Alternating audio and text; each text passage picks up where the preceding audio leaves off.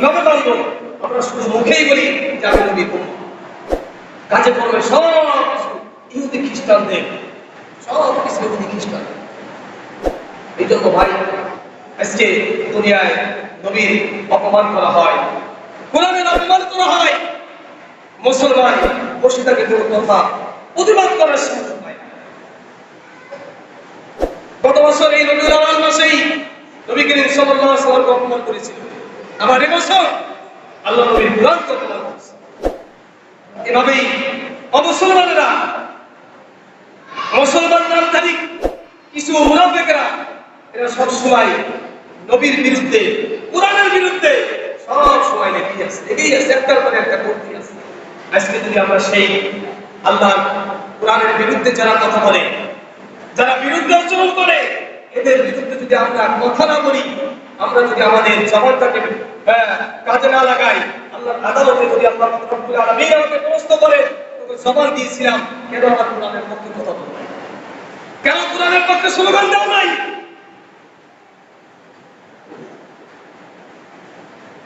আজকে কোরআনকে অপমান করা হইতেছে। মুসলমান অনেকেই এই প্রায় এক সপ্তাহ হয়ে গেল, কেউ অনেকে জানেই না। আর এই নিয়ে শুরু হয়ে গেছে এখন বর্তমান রাজনীতি শুরু হয়ে গেছে। কোরআন ইসলামের সব থেকে মূল্যবান গ্রন্থ, যেটা আল্লাহ পাক রব্বুল আলামিন নিজেই বলেছেন যে এর হিফাজতের দায়িত্ব আল্লাহ পাক রব্বুল আলামিন। আল্লাহ পাক রব্বুল আলামিন আসমানি যত কিতাবগুলো দুনিয়ায় দিয়েছিলেন, সমস্ত কিতাব বিক্রি গেছে, একটা কিতাবও আসল নাই। ওর ভিতরে ইহুদি খ্রিস্টানরা সব কিছু ঢুকাইছে, নিজেদের স্বার্থ অনুযায়ী যা কিছু দরকার সব কিছু ঢুকাইছে। আসমানি কোনো কিতাব এখন আর ঠিক নাই, একমাত্র কোরআন, যেটা আল্লাহ পাক রব্বুল আলামিন এমনভাবেই আল্লাহ পাক রব্বুল হিফাজত করেছেন। যদি এই মুহূর্তে পৃথিবীর সমস্ত কোরআনকে চাঁদিয়ে পুড়িয়ে সারখার করে দেওয়া হয়, যদি মুসলমানদেরকে 1 ঘন্টা সময় দেওয়া হয়, হাজার হাজার কপি মুসলমানরা বের করে দিবে, তার ভিতরে বিন্দু মাত্র কোনো সেন্সরে ভুল থাকবে না। এভাবেই আল্লাহ পাক রব্বুল আলামিন মুসলমানের অন্তরের ভিতরে কোরআনকে হেফাজত করেছে। আজকে সেই কোরআনকে অপমান করা হইতেছে, আর আমরা মুসলমানেরা এখন বসে আছি।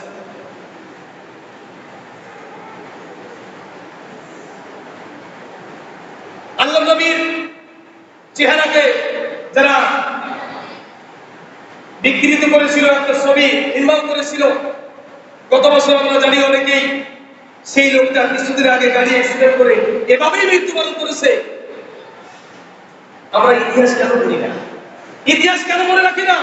আল্লাহর বিরুদ্ধে চরণ যারাই করেছে, আল্লাহ পাক রব্বুল আলামিন এই দুনিয়ার থেকেই তাদেরকে শাস্তি দিয়েছে। ইতিহাস পড়ি না, যার কারণে আমরা একটার পরে একটা আল্লাহর বিরুদ্ধে, নবীর বিরুদ্ধে, কোরআনের বিরুদ্ধে আমরা বিরুদ্ধে চরণ করে আসছি। আমরা কেন ভুলে যাই? ইতিহাস কেন ভুলি আমরা? ইতিহাস ভুলে যাওয়ার কারণে আজকে কোরআন নিয়ে অপমান করা শুরু করে দিয়েছি, আর এই কোরআন নিয়ে রাজনীতি শুরু করে দিয়েছি। একদল বলছে বিএনপিরা করেছে, আর একদল নিজেরা করে এভাবেই কথা বলা হয়েছে। অথচ মুসলমান যেই করুক না কেন, এই কোরআনের অপমান যেই করুক না কেন, আমরা তার ফাঁসি চাই। কোরআনের অপমান মুসলমানের একটা অপমান। আজকে আপনার সামনে আপনি নামাজ পড়েন না, আপনি এখন কোরআন পড়েন না, যদি আপনার সামনে কেউ কোরআনকে অপমান করে, আপনি কি বসে থাকবেন?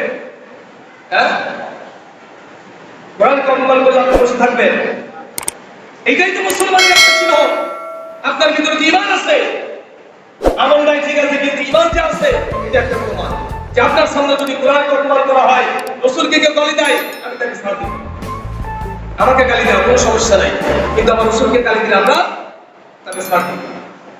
কোনো ভাই, আমরা যে যেখান থেকে পারি, যেভাবেই পারি না কেন, যারা কোরআনকে অপমান করেছে, আমরা এই কোরআনের যারা অপমান করেছে তাদের প্রতিবাদ যারাই, ঘৃণা জানাই, যারা এই সমস্ত কথা বলেছে। আমার এই রাজনীতি দলেরা, তার ভিতরে একজন মন্ত্রী, যার নাম হলো মুরাদ, নাম কি? মুরাদ। উনি বলেছেন, আমার বিরুদ্ধে যারা করবে তাদের মাথা টুপি খুলে ফেলবো, তাদের গায়ের জামা খুলে ফেলবো, তাদের দাড়ি আমি শেষে দিব। মুসলমানের দাড়ি টুপি সামনে ছেড়ে দিলেন। কত বড় সাহস! কি মুসলমান? আপনি কি মনে করেন কি মুসলমান? যদি মুসলমান হয় কিন্তু একজন মুসলমান নয়। আপনি খোঁজ করে দেখেন ওই ইহুদি খ্রিস্টানের দালাল মুসলমানের ভিতরে ফাটল ধরানোর জন্য এই সমস্ত কাজ করতেছে। আমাদের সরকার খুব ভালো কাজ করতেছে, কিন্তু এর ভিতরে কিছু কিছু নাস্তিকদেরকে ঢুকায় রাখছে যে এই লোকটা বিভিন্ন সময় উস্কানিমূলক কথা বলেছে। এই সমস্ত কথা বলার কোনো দরকার ছিল না, তার কোনো দরকার ছিল? হ্যাঁ, ৯৫% মুসলমানের দেশে মুসলমানের এই দাড়িগুলো ছিঁড়ে ফেলবে, মাথার টুপি ছিঁড়ে ফেলে দিবে। কত বড় সাহস! আমরা এই নিন্দা জানাই, প্রতিবাদ জানাই যে এই মন্ত্রীকে অতি সত্বর তার পদ থেকে পরিষ্কার করে ওকে যে কোনো একটা শাস্তি আওতায় এনে তাকে শাস্তি দিয়ে সারা বিশ্বের মুসলমানদেরকে দেখানো। মুসলমান, আপনি আমাকে কষ্ট দেন, আমাকে গালি দেন, কিছুই বলা হবে না আপনাকে, কিন্তু কোরআনের অপমান করলে, নবীর অপমান করলে আমরা কিন্তু ছাড় দিব না। মুসলমান কাউকে আঘাত করে না, কিন্তু মুসলমান যদি আঘাত করে এই আঘাত সহ্য করার ক্ষমতা কেউ নাই। মুসলমান কাউকে আঘাত করে না, কিন্তু যখন মুসলমানেরা তার পীর যখন দেওয়ালে ঠেকে গেছে, তখন যখনই আঘাত করেছে এই আঘাত কেউ ঠেকাইতে পারে না, পৃথিবীর ইতিহাসে কেউ ঠেকাইতে পারে না। এদেশে একজন নাস্তিক বোরকা নিয়ে কথা বলেছিল, মুসলমানেরা থেকে উঠেছিল, মুসলমান তাকে এই দেশ থেকে বোরকা পরে পালানোর ব্যবস্থা করেছিল, সে বোরকা পরেই এই দেশ থেকে কি পালাইছিল। এই জন্য ভাই, ইসলামের বিরুদ্ধে আসেন না, ইসলামের বিরুদ্ধে কথা বলেন না। ইসলামের বিরুদ্ধে কথা বললে মুসলমান কিন্তু বসে থাকবে না, মুসলমান তার কণ্ঠ দিয়ে কথা বলবে। এই জন্য ভাই, যারা এই যে সমস্ত লোকেরা, সরকারি লোকেরা হোক বা বেসরকারি লোকে হোক, যে কোনো লোক যারা এই কোরআন অপমান করেছে তাকে চিহ্নিত করে তাকে বাংলাদেশে যে শাস্তি হয় এই শাস্তির আওতায় এনে তাকে শাস্তি দিয়ে মুসলমানদেরকে দেখিয়ে দেওয়া হয়। যারা কোরআনের বিরুদ্ধে, আমরা কি হিন্দুদের পূজার বিরুদ্ধে করেছি কোনো সময়? হ্যাঁ, আমরা কি তাদের যে ধর্মটা আছে ধর্ম নিয়ে আমরা কোনো বাজে মন্তব্য করেছি? আমরা যদি কেউ দিনের দাওয়াত কোনো হিন্দুকে দিয়েছেন, আমি কিছুদিন আগে রোজার আগে একটা জামাত দিয়ে গেছিলাম আমাদের এখান থেকে, এই যে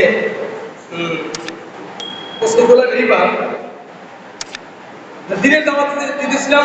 আসরের পরে 4 জন যুবক নদীর কিনারে বসে আছে, 4 জন যুবক, এদেরকে আমরা নসিহত করলাম। কিছু নসিহত করার পরে এই 4 জনে বলতেছেন যে আপনি তো আমাকে ভালো কথা বললেন আমাদেরকে, কিন্তু আমরা তো আসলে মুসলমান, আমরা কিনা আমরা মুসলমান নয়। 4 জন মুসলমান ছিল। আপনার কথা খুব ভালো লাগছে, কিন্তু আমরা তো মুসলমান। আমরা কি কখনো হিন্দুদের এই ধর্ম নিয়ে, এই হিন্দুদের এই পূজা নিয়ে আমরা কোনো বাজে মন্তব্য করেছি? তাহলে কেন আমাদের ইসলাম নিয়ে বাজে মন্তব্য করা হবে? তাহলে বোঝা যাইতেছে ৯৫% মুসলমানের দেশে ক্ষমতা ইহুদি খ্রিস্টানদের। ক্ষমতা কাদের? ইহুদি খ্রিস্টানদের ক্ষমতা, আমাদের কোনো ক্ষমতা না। আমরা যে প্রতিবাদ করি, প্রতিবাদ করতে 7 জন শহীদ হয়েছে, আপনারা জানেন। প্রতিবাদ করার কারণে 7 জন শহীদ হয়েছে। এই 7 জনকে কারা হত্যা করেছে? হ্যাঁ, বাংলাদেশ সরকারি পুলিশ বাহিনী গুলি করে করে তাদেরকে মারছে। কেন? তাদের কি অপরাধ ছিল? কোরআনের অপমান করেছে, এই স্লোগান দিয়েছে, এই স্লোগান দেওয়ার অপরাধে তাদেরকে গুলি করে মারছে। আমরা কি বলতে পারি? সরকারের সহযোগিতা আছে বলতে পারি না, কারণ যেখানে ঘটনা ঘটেছে তার আগের দিন এখানে পাহারা দেওয়ার জন্য সরকারের বাহিনী অনেক লোক ওখানে ছিল, পুলিশ বাহিনী ছিল। এদের বাহিনী থাকার পরেও যখন এই ঘটনা ঘটেছে, তাহলে আমরা বুঝতে পারি কি এর পিছনে তাদের হাত আছে। আপনারা থাকা অবস্থায় কেন ঘটনা ঘটলো? যদি কোনো মুসলমান ঘটায় তাহলে কেন ঘটলো এই ঘটনা? আপনারা কেন পাহারা দিয়েছেন? কিসের জন্য? কিসের জন্য আপনারা পাহারা দিয়েছিলেন? আপনারা পাহারা দেওয়া অবস্থায়, থাকা অবস্থায় এই ঘটনা ঘটছে, কেন ঘটলো? আপনারা এখন এই কোরআন নিয়ে, এই ইসলাম নিয়ে, এই ইসলামের ধর্ম কোরআন নিয়ে আপনারা রাজনীতি করা শুরু করে দিয়েছেন যে এটা দলীয় লোকের কোনো কাজ না, এটা অমুসলমান কোনো লোক করে নাই, এটা করেছে জামাত ইসলামীরা, বিএনপিরা, ওই মোল্লারা নিজেরা করে আমাদেরকে তাহলে আপনারা পাহারা দিয়েছিলেন না? আপনারা পাহারা দিয়ে অবস্থায় যখন এই কাজটা করেছে তখন দায়িত্ব আপনারা। আজকে আপনাদের কারণে সারা দেশ জুড়ে এরকম গণযন্ত্র শুরু করে দিয়েছে, মুসলমানেরা রাস্তায় যেতেছে, বিভিন্ন প্রকারের মিছিল করতেছে, কিসের কারণে? কোরআনের অপমান করে। এই জন্য ভাই আমরা মুসলমান, আমরা কি? আমরা মুসলমান। নামাজ না পড়লে আমরা কি মুসলমান? মুসলমানের ইসলাম নিয়ে, মুসলমানের ধর্ম নিয়ে যারা প্রতিনিধিত্ব করবে তাদেরকে আমরা সাথ দিব ইনশাআল্লাহ।